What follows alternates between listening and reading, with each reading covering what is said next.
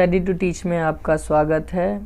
ये part second video है और ये 11th क्लास की पॉलिटिकल साइंस का चैप्टर नंबर 1 का फर्स्ट वीडियो में ऑलरेडी डाल चुका हूँ और ये सेकंड वीडियो है उसकी। और आइए टॉपिक्स की ओर बढ़ते हैं। राष्ट्र की बुनियादी पहचान। देखिए, जो हमारा भारत है इसकी बुनियादी पहचान यही है कि ये संविधान के अनुसार ही कार्यों को करता है, चलता है और पूरा देश संविधान के अनुरूप ही रहता है और कई सारे कार्यों को भी संविधान के अंडर में रहते हुए ही कार्यों को करता है। इसमें कोई भेदभाव या कोई वैसी भावनाएं नहीं होती हैं और इसमें सभी समाज को ध्यान में रखते हुए कार्यों को भी किया जाता है। जातिवाद, नस्लवाद इसमें नहीं है, इसको स्वीकार नहीं किया गया है। अगला है संविधान की सत्ता। देखिए, संविधान की सत्ता में क्या है, हमें संविधान द्वारा किए जाने वाले कुछ कार्यों को उल्लेख प्रस्तुत किए गए हैं। देखिए, कुछ कार्य हैं जैसे सरकार किसी भी नागरिक को किसी भी धर्म का पालन करने से नहीं रोक सकती, बिल्कुल सही है ये। सरकार को आय और संपत्ति असमानता को कम करने का प्रयास अवश्य करना चाहिए। राष्ट्रपति के पास प्रधानमंत्री की नियुक्ति करने की शक्ति होती है। इन सारी चीज़ों का वर्णन संविधान के अनुरूप ही किया जाता है। लेकिन संविधान क्या है, जो इसमें क्वेश्चन आता है वो है संविधान क्या है।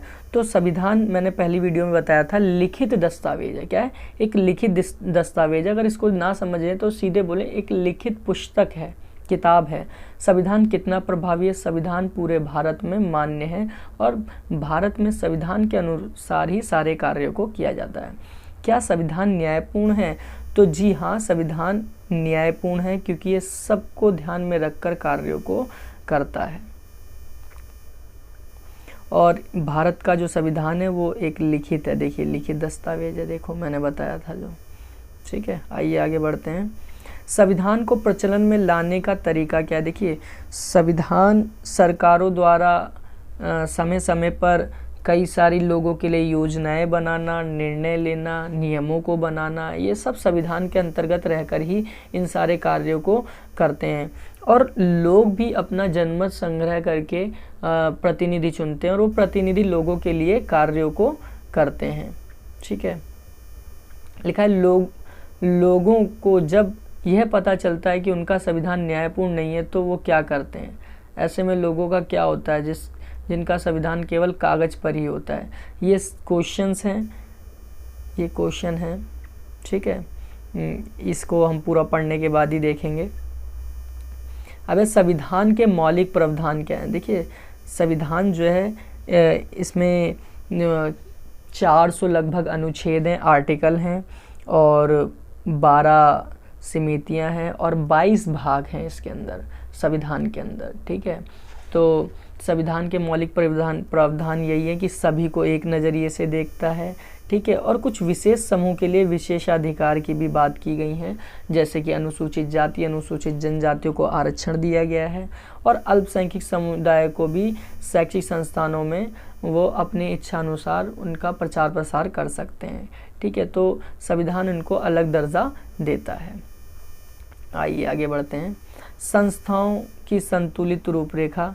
देखिए, जो भारतीय संविधान की शक्ति का एक समान धरातल है विधायिका, कार्यपालिका और न्यायपालिका। ठीक है, तो ये तीनों जो हैं वो भारतीय संविधान की शक्ति का समान को दर्शाते हैं। और जो भारतीय संविधान है वो लचीला भी है और कठोर भी माना जाता है, दोनों तरीके से माना जाता है। देखिए, ये चित्र देखिए, ये जो चित्र है ये किस चीज़ को दर्शा रहा है? ये कार्टून बनाया हुआ है और ये इराकी संविधान को ताश के पत्तों का महल क्यों कहा गया है? क्योंकि वर्णन संविधान पर लागू होगा। ये क्वेश्चन मार्क है। देखिए किस तरीके से ताश के पत्तों पर संविधान को दर्शाया गया है।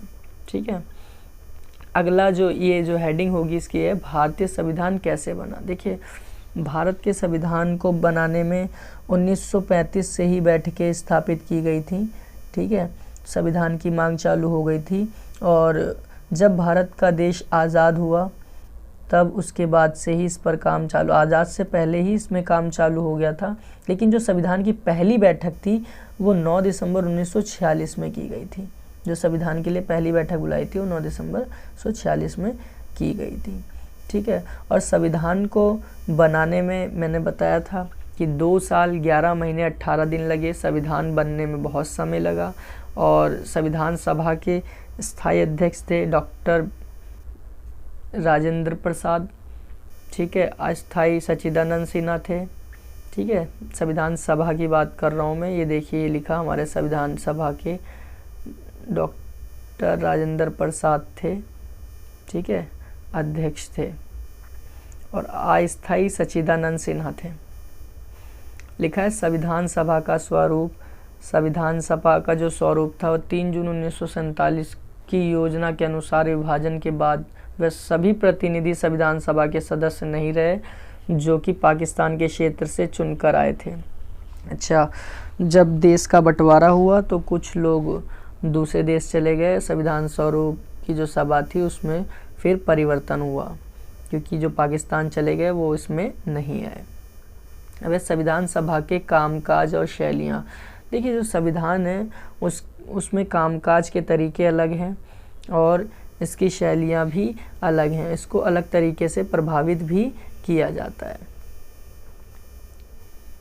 आइए आगे बढ़ते हैं। राष्ट्रीय आंदोलन एक विरासत, देखिए जब हमारा देश आज़ाद नहीं हुआ था तो क्या था, पूरे देश में आंदोलन किया गया था, वो भी किनके खिलाफ, अंग्रेज़ों के खिलाफ। अंग्रेज़ों के खिलाफ हम लोगों ने मिलकर ये लड़ाई लड़ी और अंग्रेज़ों को अपने देश से हमने भगा दिया था, ठीक है। तो इस तरीके से राष्ट्रीय आंदोलन किए और कई सारे आंदोलनों के बाद हमें स्वतंत्रता प्राप्त हुई। संस्थागत व्यवस्थाएं क्या हैं, आप सभी जानते हैं। संस्थागत व्यवस्थाओं में विधायिका, कार्यपालिका, न्यायपालिका आती है जो कि अच्छी तरीके से कार्यों को करती है, ठीक है। ये संसदीय व्यवस्था को पूरी की पूरी तरीके से प्रदर्शित करती है, ठीक है। उद्देश्य प्रस्ताव, देखिए उद्देश्य प्रस्ताव बहुत ज़्यादा ज़रूरी है। उद्देश्य प्रस्ताव में संविधान की बहुत सारी चीज़ों का वर्णन किया गया है, जैसे कि भारत एक स्वतंत्र संपूर्ण गणराज्य है, ठीक है। भारत में कई सारे राज्य मिलकर बने। भारत में अल्पसंख्यक, पिछड़े वर्ग, जाति और क्षेत्रीय, दलित और अन्य पिछड़े वर्गों को समुचित सुरक्षा दी जाएगी। भारत एक लोकतांत्रिक देश है। इसकी संप्रभु और स्वतंत्रता, भारत और इसके संविधान की समस्त शक्तियों और सत्ता का स्रोत जनता है, यानी जनता को ही मुखिया माना गया है। जनता के बगैर कार्यों को नहीं किया जाएगा, जनता की राय से ही चीज़ों को किया जाएगा।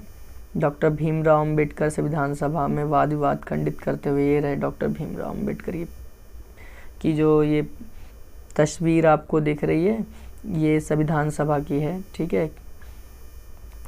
इसमें जो पॉइंट्स हैं, देखिए ये जो बहुत ही इम्पोर्टेंट आया है। ब्रिटिश संविधान से हमने क्या लिया है, आयरलैंड के संविधान से क्या लिया है, अमेरिका के संविधान से हमने क्या लिया, कनाडा के संविधान से और फ्रांस के संविधान से। देखिए इस तरीके से इसमें बताया गया है। मौलिक अधिकार अमेरिकी संविधान से लिया गया है। मौलिक अधिकार की सूची ब्रिटेन संविधान से हमने क्या लिया है, विधायिका के अध्यक्ष, संसदीय प्रणाली, कानून के शासन, आयरलैंड से राजकीय नीति निर्देशक सिद्धांत, वहीं फ्रांस से स्वतंत्रता, समानता, बंधुत्व और कनाडा से अवशिष्ट शक्तियों का सिद्धांत, ठीक है। तो इस तरीके से हमने किसी न किसी देशों से कुछ ना कुछ लिया है और ये चैप्टर समाप्त हो गया है। अगर ये वीडियो आप लोगों को अच्छी लगी हो तो प्लीज़ इसे लाइक करें, शेयर करें और अगर चैनल सब्सक्राइब ना किया हो तो चैनल ज़रूर सब्सक्राइब करें। Ready to teach. Thank you, धन्यवाद।